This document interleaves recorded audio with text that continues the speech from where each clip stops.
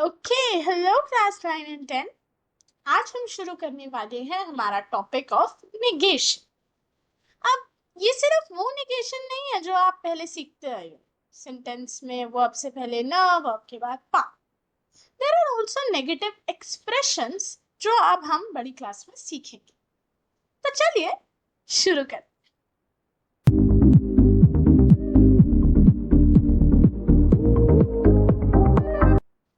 कोई भी नई चीज करने से पहले पुराने का थोड़ा सा रिकैप तो बनता है ना। चल, होता क्या था बच्चों negation?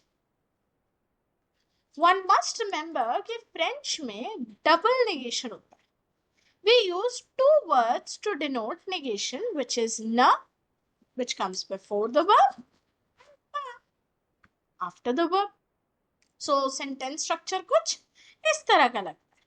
Sujet plus na plus verb plus pas et finalement l'objet. So क्या क्या चीजों का हमें ध्यान रखना होता है जब हम नेगेटिव कर रहे हैं? पहला, we always look for the verb in the sentence. दूसरा, vowels के आगे it will always be an apostrophe. and तीसरा, अगर एक से ज्यादा verb sentence में given है तो नपा किसके साथ लगता है बच्चों? conjugated verb के साथ। ठीक है, ये कुछ बेसिक्स है जो हमें पता होना चाहिए। इसके अलावा देयर वर सर्टेन रूल्स, अगर आपको याद, कुछ आर्टिकल्स से रिलेटेड। तो रूल नंबर 1 कहता है जितने भी इनडेफिनिट आर्टिकल्स होंगे युन दे, वो नेगेटिव में किस में चेंज हो जाएंगे? डी या D apostrophe.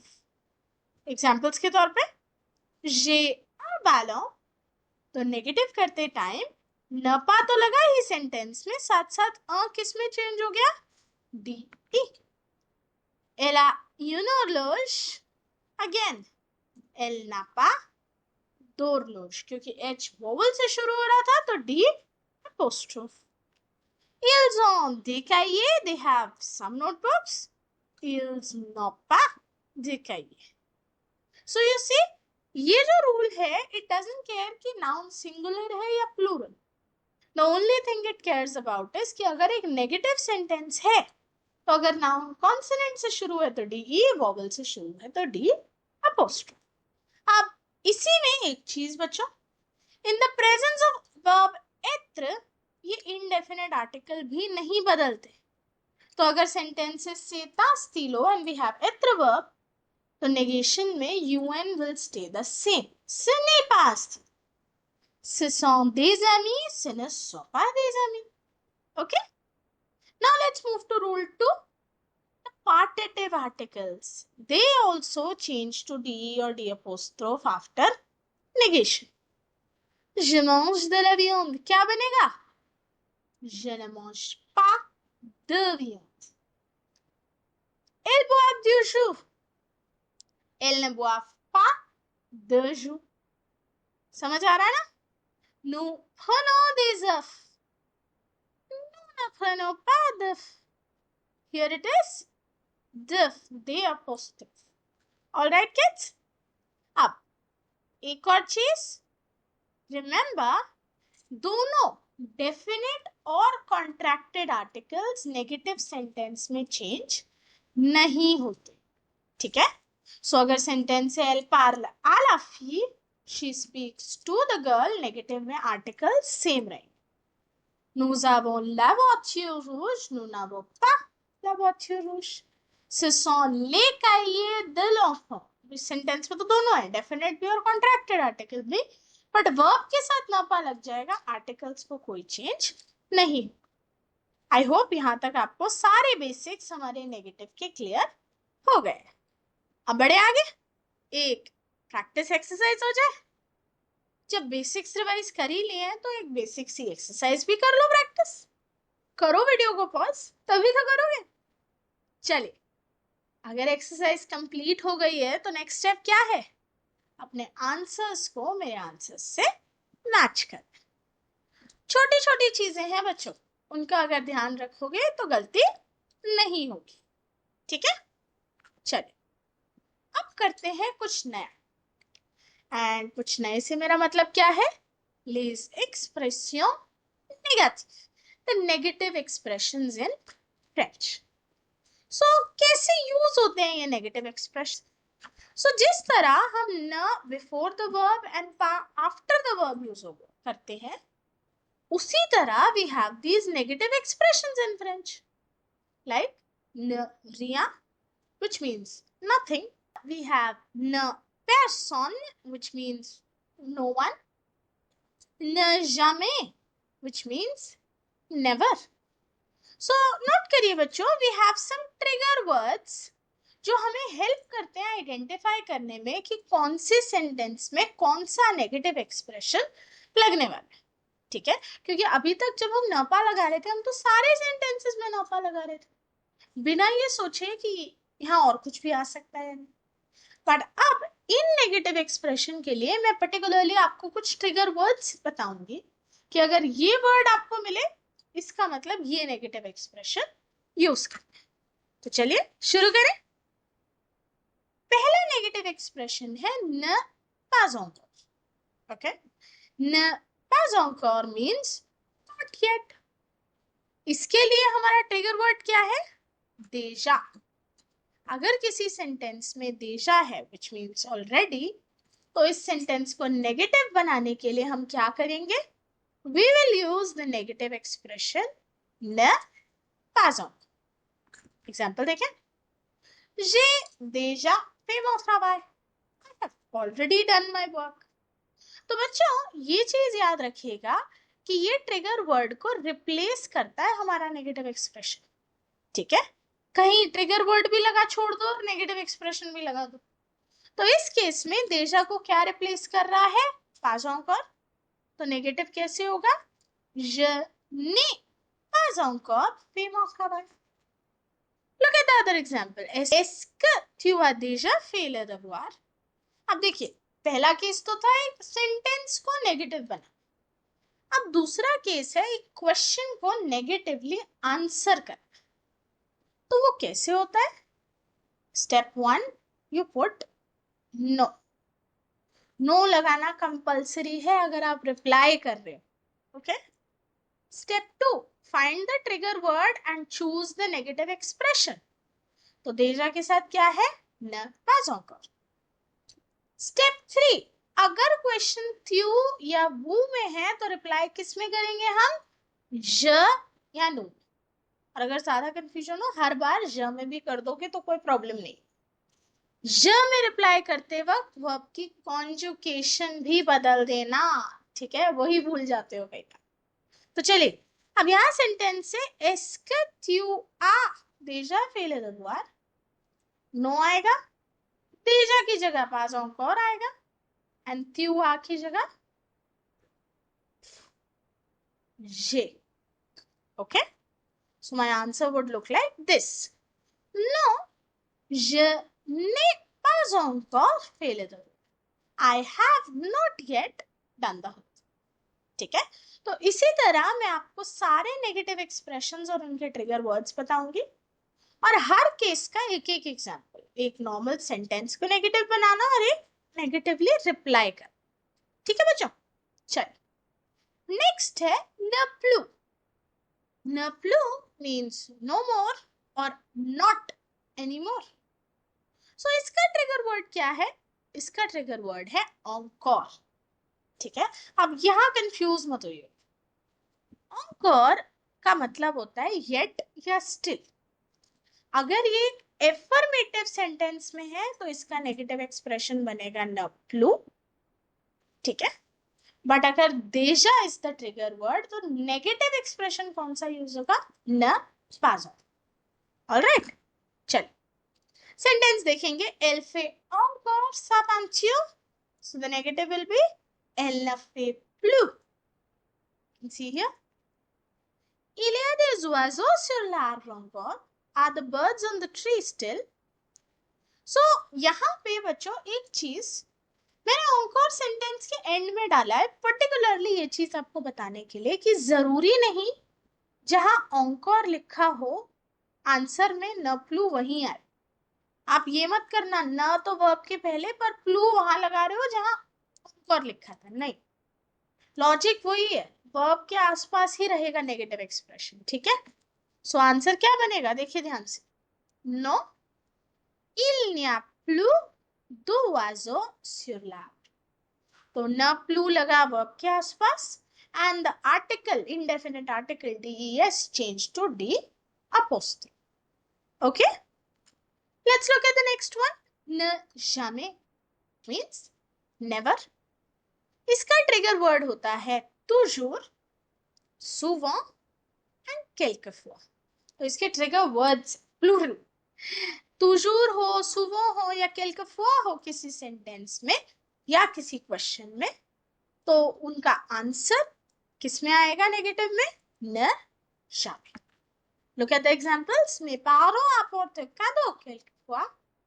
Mes parents n'apportent jamais de cadeau. Il est toujours en retard. He is always late. और il est souvent en retard. He is often late. दोनों केसेस में आंसर क्या बनेगा, no. Il n'est jamais en retard. He is never late. All right. Let's look at the next one. न rien means nothing. इनके trigger words क्या है, quelque chose, that is something, toutes les choses, everything, ou no denobshe। अगर एक object का नाम है एक सेंटेंस में और आपको यूज करना है कंपल्सरीली एक नेगेटिव एक्सप्रेशन, तो उस ऑब्जेक्ट के नाम को हटा के हम क्या यूज कर सकते हैं, न रियन। सो ये पर्टिकुलरली ग्रेड 10 के लिए है। ग्रेड 9 में कोई ना कोई ट्रिगर वर्ड हमेशा सेंटेंस में मिल जाता है, ठीक है। So nous achetons toutes les choses du marché. We bought everything from the market. Nous n'achetons rien du marché. We bought nothing from the market. अब यहाँ पे देखो ड्यू था, बट ड्यू यहाँ पे कॉन्ट्रैक्टेड आर्टिकल है, इसीलिए वो नेगेटिव में चेंज नहीं, इसीलिए कहती हूँ बेसिक्स पता होने जरूरी, ठीक है। Tu veux quelque chose? You want something? Or maybe the question says, tu veux des stylos? You want some pens? और आपको बोला गया है क्वेश्चन में रिपोंडे और negative, reply in negative, like reply negative using the negative expressions. तो इस case में हम क्या रिप्लाई करेंगे, no je ne veux rien, I want nothing, मुझे कुछ नहीं चाहिए, ओके। अब एक नोट, अभी तक किसी में नहीं था, किसी भी नेगेटिव एक्सप्रेशन में, बट इसमें है। So in the same way that nothing can be the subject of a sentence in English, Riya can do the same. English में हम बोलते हैं ना, oh nothing's happened, nothing is on the table, nothing is in my bag, हम use करते हैं nothing को as the subject। तो जब इंग्लिश में हो सकता है तो फ्रेंच में क्यों, something is on the table, no, nothing is on the table। quelque chose est sur la table, no, rien n'est sur la table। अब यहाँ दो चीज नोट करो, पहला हमारा ट्रिगर वर्ड भी सब्जेक्ट साइड पे होगा, इससे आपको हिंट मिलेगा कि आपको रिया को भी सब्जेक्ट साइड पे लिखना।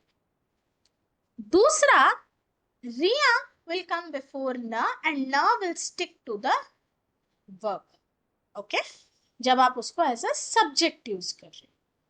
Let's look at more examples. Nothing is impossible, so Riya ने impossible, nothing has happened, रिया ने passé avec moi, nothing has happened with me, okay, understood। बाकी नेगेटिव एक्सप्रेशंस नहीं यूज होते ऐसे, रिया होता है, इसीलिए उसका अलग से नोट लिख, ठीक है। Let's move to the next negative expression which is न personne, no one और nobody। सो इसके ट्रिगर वर्ड्स क्या है, quelqu'un, someone, tout le monde, everyone, et nom d'une personne, name of a person। So this again, name thing is particularly for grade 10. Trigger words are there for grade 9 always, okay। So je vais voir tout le monde ici, I'm going to see everyone here। So how will we write the negative, je ne vais voir Personne ici. I'm not going to see anyone here. But kids, if you notice, there's something new here. हमने शुरू में सीखा था कि negative expression stick to the conjugated verb, right? But यहाँ ऐसा नहीं है. चलो बताऊंगी इसके बारे में, ठीक है? Il y a quelqu'un dans la chambre? Is there anyone in the room? Non. Il n'y a personne dans la chambre. There's no one in the room. As-tu vu Jacques? Have you seen Jack? Ah, no. Je n'ai vu personne. I have seen nobody. Okay? So ये 3 different examples, 3 different situations दिखा रहे हैं. ठीक है? एक एक करके इनको समझते हैं अलग से नोट्स. ठीक है? नोट 1. पहला तो रिया जैसे पर्सन भी एज अ सब्जेक्ट यूज हो सकता है, क्योंकि नोबडी को भी तो हम सब्जेक्ट की तरह यूज करते हैं ना इंग्लिश में. Someone says good morning. Like मैं क्लास में आई, मैंने सुना है ना, समवन सेज गुड मॉर्निंग. कौन है वो? No, nobody says good morning. नहीं, किसी ने नहीं बोला. ऑलराइट, सो फ्रेंच में कैसे होगा? quelqu'un dit bonjour? No, personne ne dit bonjour. Nobody says good morning. तो यहाँ पर भी हम वही सेम लॉजिक यूज कर रहे हैं जो हमने रिया के केस में डिस्कस किया था. Nobody is at the door क्या बनेगा? Personne n'est à la porte. No one's in the house. Personne n'est à la maison. Okay, सो इस केस में भी हमारा ट्रिगर वर्ड सब्जेक्ट साइड होगा, हमें ये हिंट देने कि हमें पर्सन न भी सब्जेक्ट साइड पे यूज करना है. ठीक है? रिया न और पर्सन न ही सिर्फ 2 ऐसे नेगेटिव एक्सप्रेशंस हैं जो एज अ सब्जेक्ट यूज हो सकते हैं. ठीक है? अब पर्सन न से रिलेटेड एक और नोट है बच्चों, जो अभी मैं एग्जांपल्स के टाइम आपके साथ डिस्कस कर रही थी. सो द नेगेटिव एक्सप्रेशंस ज्यादातर हेल्पिंग वर्ब के साथ ही लिखा जाता है, चाहे पासे कंपोजे में एत्रवुआर हो या फ्यूचर प्रोश करते टाइम आले. कॉन्जुगेटेड वर्ब उसी के साथ आता है नेगेटिव एक्सप्रेशन. बट न पर्सन के केस में person is written after the past participle और द वर्ब इन इंफिनिट. यानी न पर्सन के केस में person will be written after both the verbs. Alright, so je vais voir les enfants ici. I am going to see the kids here. तो यहाँ पे कौन सा टेंस यूज हुआ है? फ्यूचर प्रोश. यहाँ पे 2 वर्ब्स हैं, वे और voir. So न will come before way and person will come after voir. So je ne vais voir personne ici. I'm not going to see anyone here. Okay? Let's look at the next example in the past. Nous avons parlé à Monsieur Dubois. So helping verb as well as the past participle. So the negative becomes nous n'avons parlé à personne. Now there's one more thing to note here. हमने preposition गायब नहीं किया. ठीक है? Person आया दोनों verbs के बाद ही, but preposition को उसने रहने दिया sentence. So when there is a preposition before quelqu'un or other markers, we repeat the preposition in the sentence.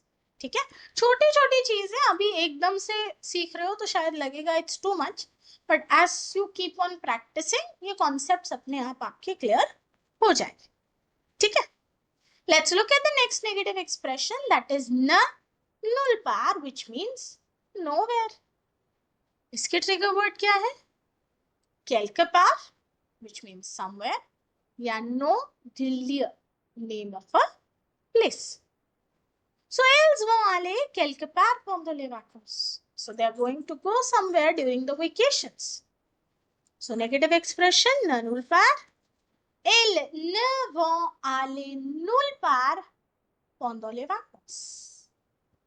इसमें भी वही चीज हो रही है ना जो अभी हमने डिस्कस की पर्सन के साथ, कि दोनों वर्ब्स के बाद नेगेटिव एक्सप्रेशन आ रहा है.